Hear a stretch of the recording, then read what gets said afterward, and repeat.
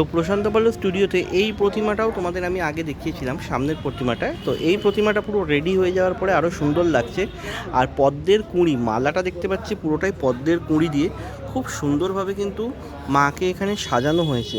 আর মা কিন্তু একটা রাজ সিংহাসনে অবস্থান করছে, অসম্ভব দারুণ লাগছে। এইদিকে হাঁস রয়েছে, আর মায়ের কাপড়ের কাজটাও খুব সুন্দর। এই যে বীণা, এই যে বীণাটাও খুব সুন্দর লাগছে কিন্তু দেখতে। আর এই হচ্ছে সম্পূর্ণ মায়ের মুখমণ্ডলটা, চক্ষুদান হয়ে যাওয়ার পরে কিন্তু আরও সুন্দর লাগছে। আর পেছনে ছাঁচের কাজটাও কিন্তু, মানে যে কাজটাও হয়েছে সেই কাজটাও কিন্তু অতীব সুন্দর লাগছে। বিশাল বড় প্রতিমা কিন্তু এই প্রতিমাটাও পুরো কমপ্লিট হয়ে গেছে।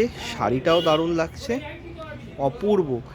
প্রশান্ত পালের স্টুডিও থেকে আমার তো এই প্রতিমাটা দারুণ লাগলো বন্ধুরা। যারা দেখছো তাদের এই প্রতিমাটা কেমন লাগলো অবশ্যই একবার জানিও।